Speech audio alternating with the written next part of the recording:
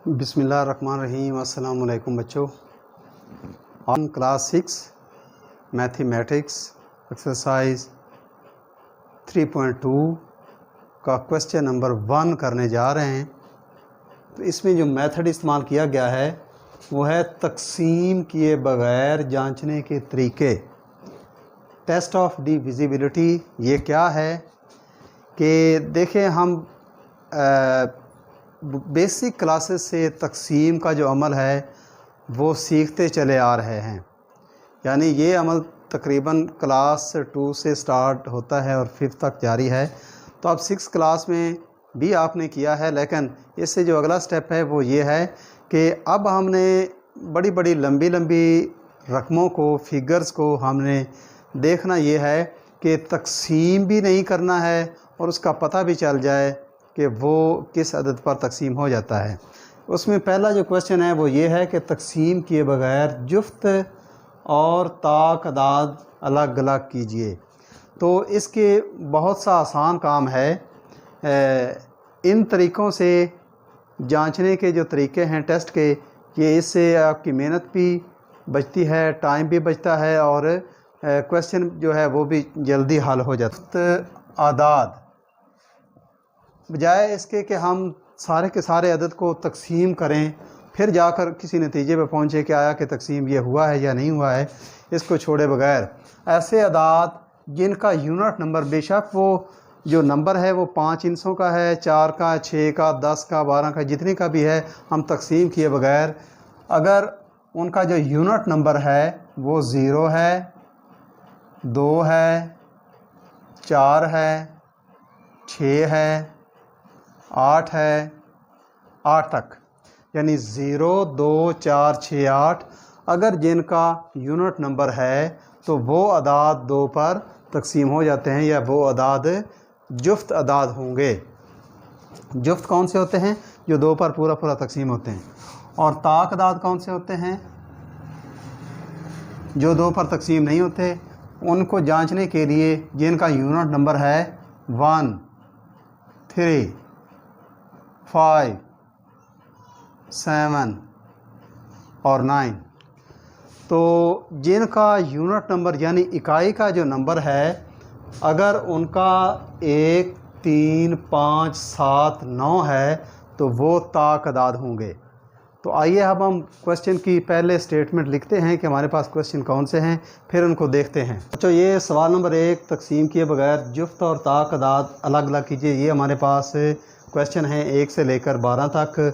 तो हर क्वेश्चन जो है वो दूसरे से डिफरेंट है, उसकी जो फिगर हैं वो मुख्तलिफ हैं और फिगर जो हैं वो बड़े बड़े हैं। तो जो तरीका हम सीख चुके हैं उसको फॉलो करते हैं। देखें, एक का जो यूनिट नंबर है वो कौन सा है? 3।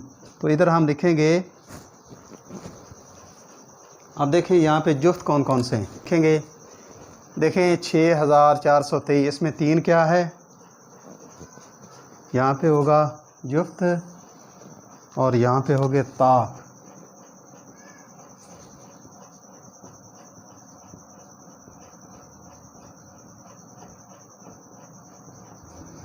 तो इस तरह करके तो इनमें से अदाद जुफ्त होंगे वो हम जुफ्त के खाने के अंदर लिखेंगे और जो ताक होंगे वो हम ताक के खाने में के अंदर लिखेंगे।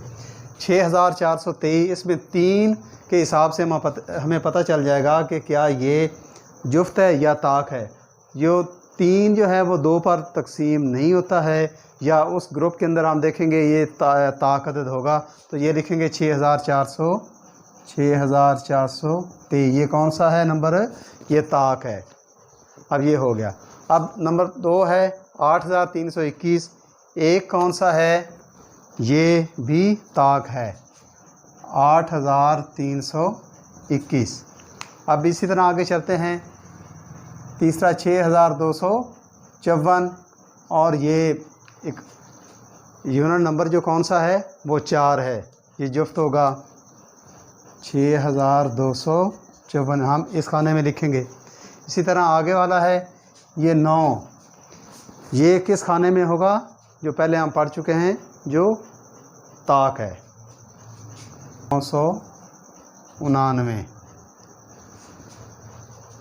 अब ये देखें 810 ज़ीरो कहाँ पे आएगा, ये जुफ्त होगा 810। अब आगे 4 है 8394, उसके बाद ये 4 है 1234, ये भी जुफ्त अदद होगा। और उसके बाद है क्या 7, ये चूँकि 2 पर तकसीम नहीं होता ये ताक होगा 1357, इधर ताक के खाने में आएगा। इसी तरह अगर आगे है ये 1 है, ये किस में आएगा 54 3 21, 54 3 21, ये ताक होगा। और इसी तरह ये ज़ीरो है, ये ज़ीरो कहाँ पे आएगा 86,420। और इसी तरह ये भी ज़ीरो है, ये भी इसी में आएगा 99,880। और इसी तरह ये 5 है, ये ताक अदद होगा 30005, ये ताक होगा।